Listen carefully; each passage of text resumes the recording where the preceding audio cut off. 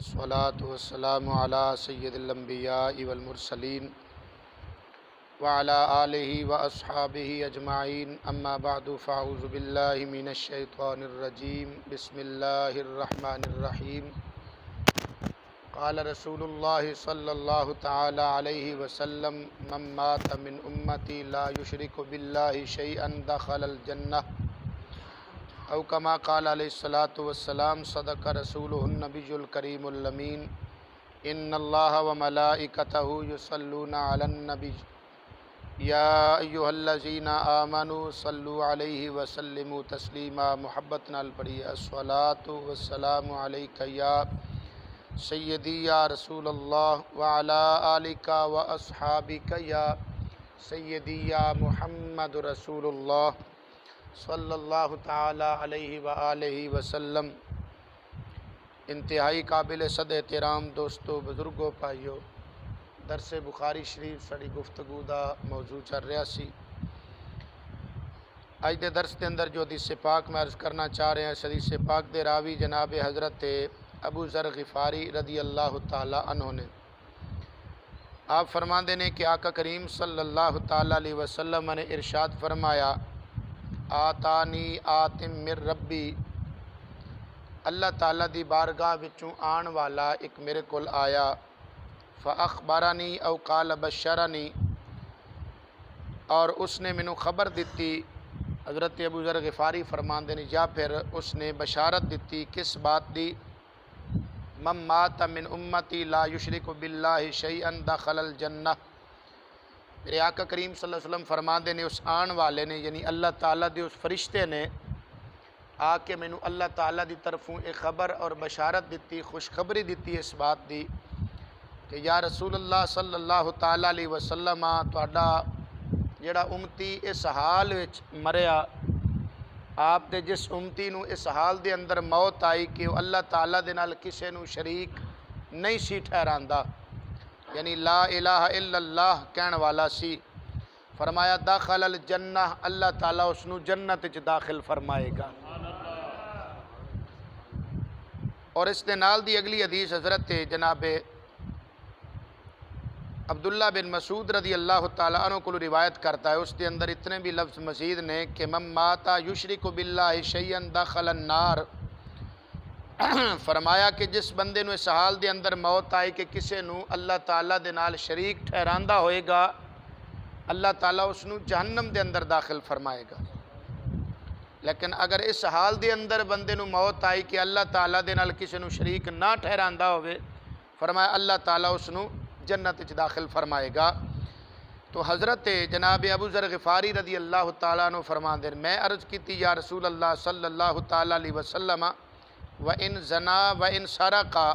پاویں وہ بندہ بدکاری کردہ ہوئے تے پاویں چوری کردہ ہوئے۔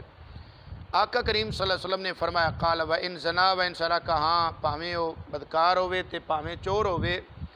بس اس نو موت لا الہ الا اللہ تے آ گئی، اللہ تعالیٰ اس نو جنت وچ داخل فرمائے گا۔ یہ حدیث پاک امام بخاری رحمۃ اللہ تعالیٰ علیہ پیش فرما کے ایک مسئلے دی وضاحت کرنا چاہندے نے۔ اتوں کوئی بندہ اے مت سمجھے کہ جو مرضی پھر کری جاؤ بخشش ہو جانی، اے مطلب نہیں ہے اس حدیث پاک دا۔ اصل دے اندر بات ہے کہ ایک عقیدہ ہے معتزلہ، معتزلی ایک مذہب ہے، انہاں دا عقیدہ ہے معتزلیاں دا، وہ یہ کہندے نے کہ معاذ اللہ آندن کہ اگر بندہ گناہ کبیرہ کر لوے تو وہ کہندن گویا کہ انہیں کفر کر لیا، یعنی گناہ کبیرہ دا جڑا بندہ مرتکب ہے تو گناہ کبیرہ کرنا کی ہے، کفر ہے، انہاں دا معتزلیاں دا عقیدہ ہے۔ جبکہ اہل سنت و جماعت مسلمانہ دا عقیدہ ہے کہ گناہ کرن دے نال بندہ کافر نہیں بندا، بلکہ گناہ کرن دے نال صرف گناہگار بندا ہے، کفر نہیں ہے۔ گناہ اگرچہ ہے، گناہ کیتیاں بندہ گناہگار تے بندا ہے، لیکن گناہ کیتیاں بندہ کافر نہیں ہوندا، مسلمانہ دا عقیدہ ہے۔ اور قرآن پاک وچ اللہ تعالیٰ نے ارشاد فرمایا ان اللہ لا یغفر ان یشرک بہ ویغفر ما دون ذالک، سورہ نساء پارہ نمبر 5 دی آیت مبارکہ ہے۔ اللہ تعالیٰ فرماندہ ہے کہ میں شرک معاف نہیں کرنا، اور شرک تو علاوہ یعنی گناہ جتنے نے اللہ تعالیٰ فرماندہ ہے او میں معاف کر چھڑاں گا۔ تو امام بخاری رحمۃ اللہ تعالیٰ علیہ حدیث پاک لے کے پیش فرما کے معتزلی عقیدے دا رد فرمانا چاہتے ہیں، جڑا وہ کہندے نا کہ گناہ کیتے بندہ کافر بن جاندہ ہے اور جہنم دا مستحق بن جاندہ ہے پکا پکا، تو ایسی بات نہیں۔ امام بخاری رحمۃ اللہ تعالیٰ علیہ حدیث پاک لے آ کے دسنا چاہتے ہیں کہ پاویں بندہ جتنا بھی گناہ گار ہوئے گا اللہ تعالیٰ ایک نہ ایک دن اس کی ضرور بخشش فرمائے گا۔ اللہ تعالیٰ دے بندیاں دے نال مختلف طریقیاں دے نال برتاؤ نے، بندہ گناہ کرے اور گناہ تو بعد توبہ کر لوے، سچی توبہ، اللہ تعالیٰ اس دی بھی معافی فرما دیندہ ہے۔ یا پھر بندہ اگر گناہ دی حالت وچ مر گیا، توبہ نصیب نہ ہوئی، اس دی اولاد نیک ہوئے او دے واسطے بخشش دی دعا کر دیں، یا بقیہ مسلمان اس دے عزیز رشتہ دار او دے واسطے بخشش دی دعا کر دیں، تو اس طرح بھی اللہ تعالیٰ بندے دے گناہ معاف فرما دیندہ ہے اور بندے واسطے مغفرت لازم فرما دیندہ ہے۔ یا پھر تیسرا طریقہ ہے وہ قیامت والے دن اللہ تعالیٰ دے پیارے یعنی انبیاء یا اولیاء اس بندے دے حق وچ شفاعت کر دین، تے پھر بھی اللہ تعالیٰ انہاں دی شفاعت قبول فرما کے ایمان والے بندے دی بخشش فرما دے گا اور اس نو جنت وچ داخل فرما دے گا۔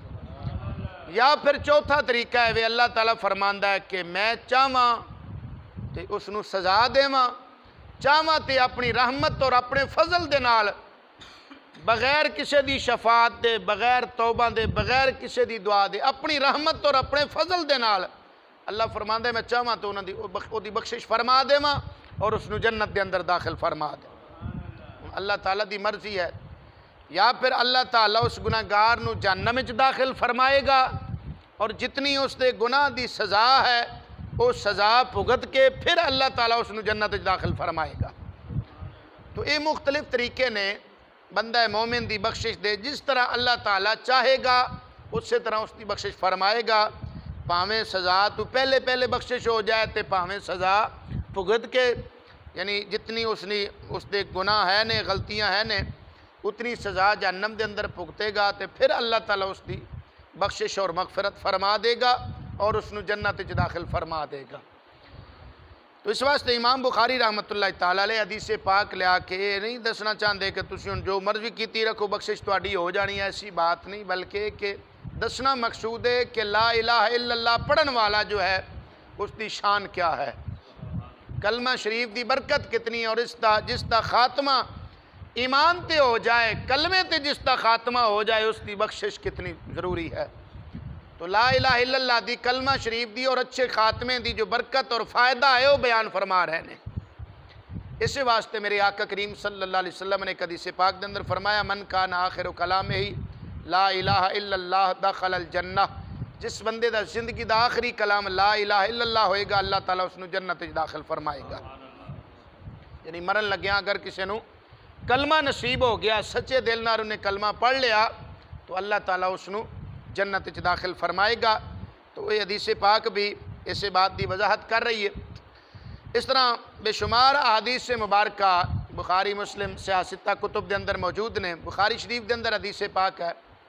اور اسی طرح مسلم شریف دے اندر بھی ہے، ابن ماجہ دے اندر بھی ہے، نسائی دے اندر بھی ہے، کئی کتب دے اندر حدیث مبارکہ میں ایک دو حدیث مبارکہ عرض کر کے اس مسئلے دی مزید وضاحت کرنا چاہنا ایک دو منٹاں دے اندر۔ نسائی شریف دے اندر حدیث پاک سیاستہ دی معتبر کتاب ہے، اس دے اندر حدیث پاک ہے جس دے راوی جناب حضرت ابو سعید خدری رضی اللہ تعالیٰ عنہ نے، آپ فرماندے نے میرے آقا کریم صلی اللہ تعالیٰ علیہ وسلم نے ارشاد فرمایا کہ جس بندے نے لا الہ الا اللہ پڑھ لیا اور اس سے تے اس دا خاتمہ ہو گیا، فرمایا کہ اگرچہ اس دے دل دے اندر دینار برابر بھی ایمان ہوئے اللہ تعالیٰ اس کی بخشش فرما دے گا۔ اور اسی حدیث پاک دا اگلا حصہ ہے، حضرت ابو سعید خدری رضی اللہ تعالیٰ عنہ فرماندے نے آقا کریم صلی اللہ علیہ وسلم نے ارشاد فرمایا کہ جس بندے دے دل دے اندر ادھے دینار دے برابر بھی ایمان ہوئے گا اللہ تعالیٰ اس کی بھی بخشش فرما دے گا۔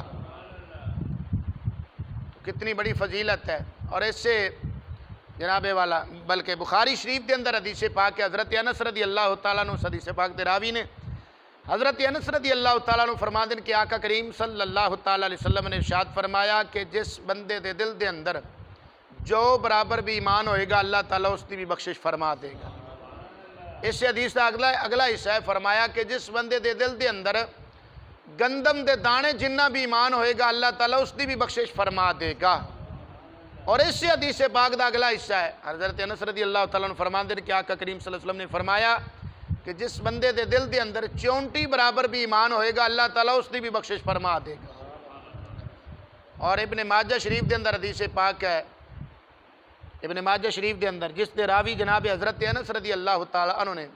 آپ فرما دیں کہ آقا کریم صلی اللہ علیہ وسلم نے فرمایا کہ جس دل دے اندر رتی برابر ایمان ہوئے گا اللہ تعالیٰ اس کی بھی بخشش فرما دے گا۔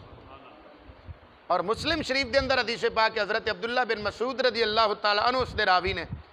آپ فرما دیں کہ آقا کریم صلی اللہ علیہ وسلم نے فرمایا کہ جس دل دے اندر رائی دے دانے برابر بھی ایمان ہوئے گا اللہ تعالیٰ اس کی بھی بخشش فرما دے گا۔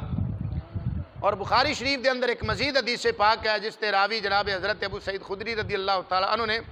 آپ فرما دیں کہ آقا کریم صلی اللہ علیہ وسلم نے فرمایا کہ جس بندے دے دل دے اندر ذرہ برابر بھی ایمان ہوئے گا اللہ تعالیٰ اس کی بھی بخشش فرما دے گا۔ تو انہاں تمام حدیث سے مبارکہ دا مطلب ہے کہ جس بندے دا خاتمہ ایمان تے ہوئے ایمان والا، اگرچہ اس دے نامہ اعمال وچ گناہ ہون، کثیر تعداد دے اندر ہون، پاویں گناہ کبیرہ ہون، اللہ تعالیٰ دی مرضی ہے اپنے فضل و کرم دے نال انہاں نوں بخش دے وے، مرضی ہے کسے دی دعا دے نال، کسے دی شفاعت دے نال معاف فرما دے وے، مرضی ہے انہوں سزا دے کہ انہوں معافی عطا فرماوے، یا بغیر سزا تو اپنے فضل و رحمت دے نال اس نو معافی عطا فرما کے اس نو جنت داخل فرما دے وے، اس دی مرضی ہے۔ اس سے واسطے آقا کریم صلی اللہ علیہ وسلم نے ارشاد فرمایا انما الاعمال بالخواتیم۔